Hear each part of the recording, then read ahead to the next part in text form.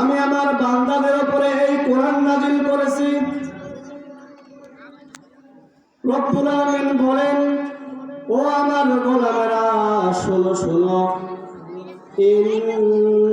ইন্নাল্লাহা ইয়া'মুরু বিল আদল।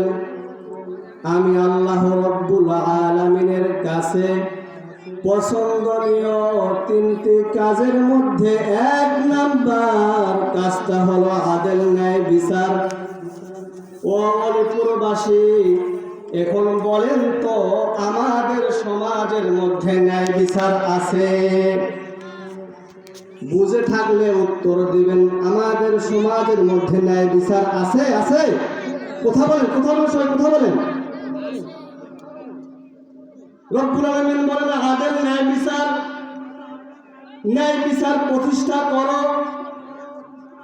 রব্বুল আলামিন বলেন, ওয়া ইযা হাকামতুম বাইনান নাসি আন তাহকুমু বিল আদল।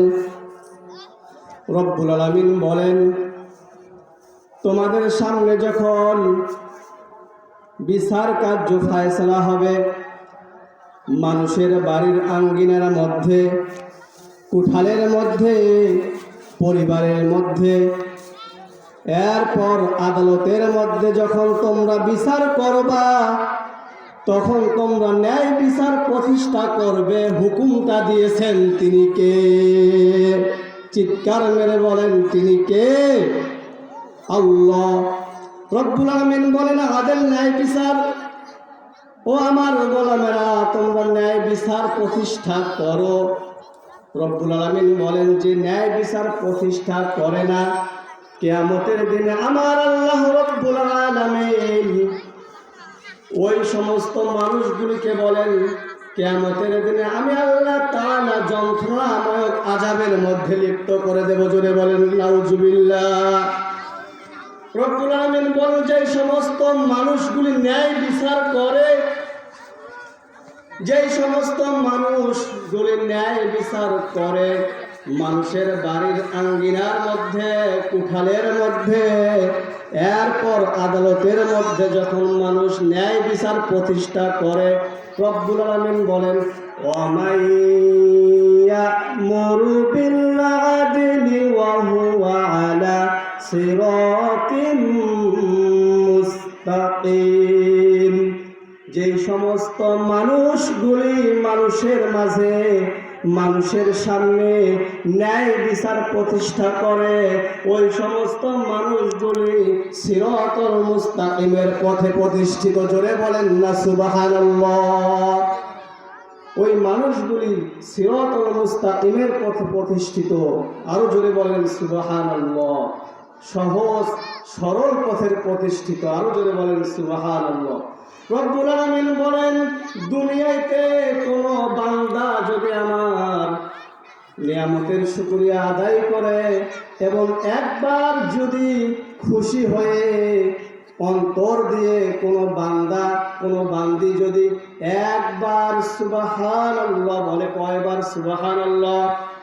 একবার যদি সুবহানাল্লাহ বলে, আমার রব্বুল আলামিন বলেন যে বান্দাটা দুনিয়ার বুকে একবার সুবহানাল্লাহ বলবে, আমি আল্লাহ তাআলা ওই বান্দার উপর খুশি হয়ে কাল কিয়ামতের দিনে, মহা মুসিবতের দিনে আমি আল্লাহ তাআলা 10টা পৃথিবীর সমান জান্নাত নির্মাণ করে দেব। আর জোরে বলেন সুবহানাল্লাহ।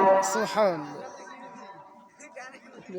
রব্বুল আলামিন বলেন ন্যায় বিচার, ন্যায় বিচার প্রতিষ্ঠা করতে হবে।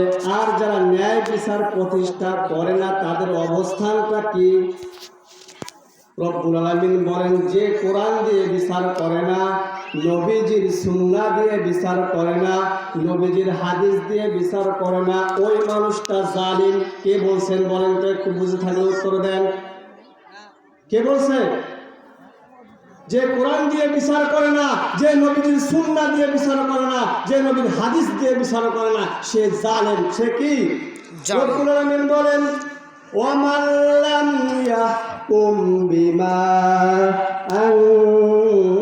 আনজালাল্লাহু ফাউলাইকা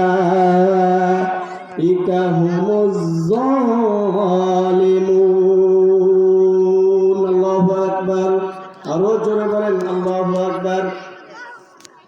রব্বুল আলামিন বলেন জালেম হলো ওই ব্যক্তি, রব্বুল আলামিন বলছেন জালেম হলো ওই ব্যক্তি যে ব্যক্তিটা দুনিয়াতে কোরআন দিয়ে বিচার করে না, নবীজির সুন্নাহ দিয়ে বিচার করে না, নবীর হাদিস দিয়ে বিচার করে না।